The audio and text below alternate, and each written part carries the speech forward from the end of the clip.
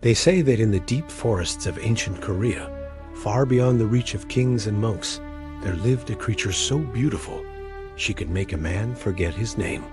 Her eyes shimmered like stars reflected in a dark lake. Her skin, pale as moonlight. Her smile, enough to bring peace to a dying man. But beneath that perfect face was a predator. She was a Kumiho, a nine-tailed fox, born from nature, shaped by magic and cursed by hunger. The legend goes that a fox, after living for 1,000 years, could transform into a woman. But not just any woman. The Kumiho was more than illusion.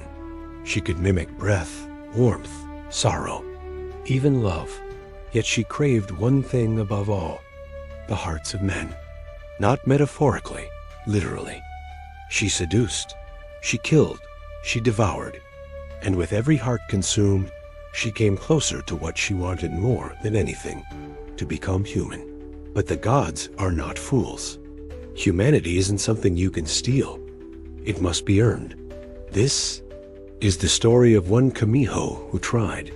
Long ago, in a village carved between misty hills, lived a young scholar named Jun. Gentle, curious, lonely.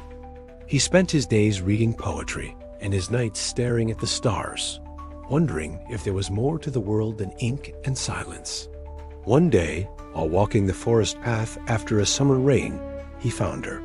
She was weeping, clothes torn, hair tangled in leaves, a girl with no name and nowhere to go. Jun, being kind, or perhaps naive, brought her home, gave her food, a place to sleep, and slowly, over the course of days, a place in his heart. She called herself Yuna, and she was perfect. She listened when he spoke. She laughed at his terrible jokes. She touched his hand like it was made of glass. The villagers whispered, said it was too fast, too strange. But Jun didn't care, because for the first time, he felt seen. But something about Yuna was off. She never ate. Her footsteps made no sound. She flinched at dogs and stared at the moon like it was her prison. At night, Jun would wake to find her standing in the garden, whispering to the dark. And then, the disappearances began. One by one, young men from neighboring villages vanished. No screams, no signs. Just empty sandals in the road, or blood in the river. Jun noticed Yuna's skin glowed a little more each morning, that her eyes were growing sharper, wilder. He didn't want to believe it, but the puzzle was falling into place. Late one night, when the moon was full, Jun followed her. He kept to the trees, heart pounding, and in the clearing beyond the village, he saw her change.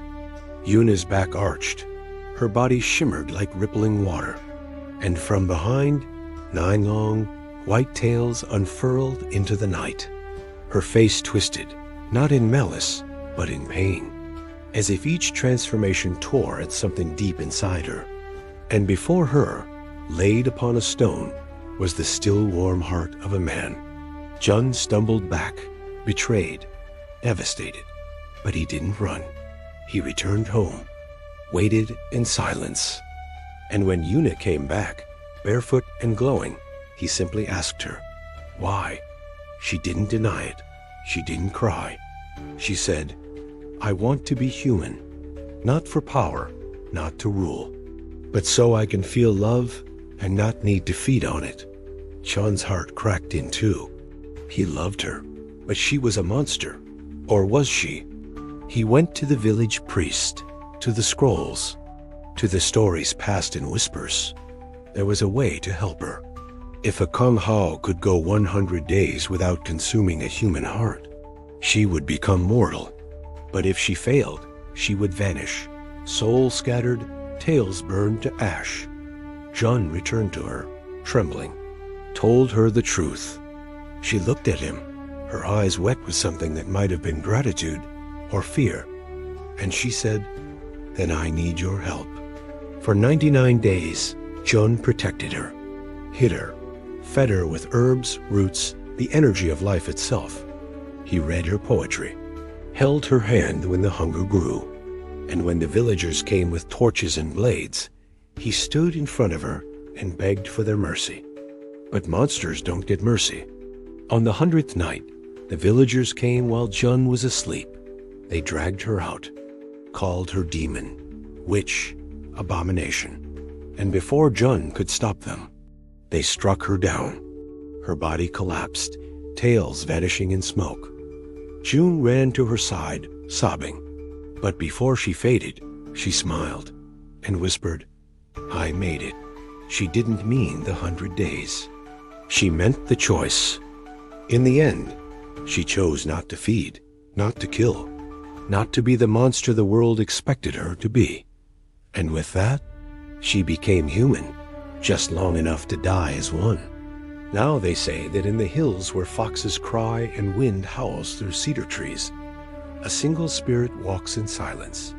She has no tails, no claws, just bare feet and a broken heart. She doesn't hunt, she watches. And if you see her, don't run. Bow your head and say her name, Yuna, because sometimes the most human thing a monster can do is choose not to be one.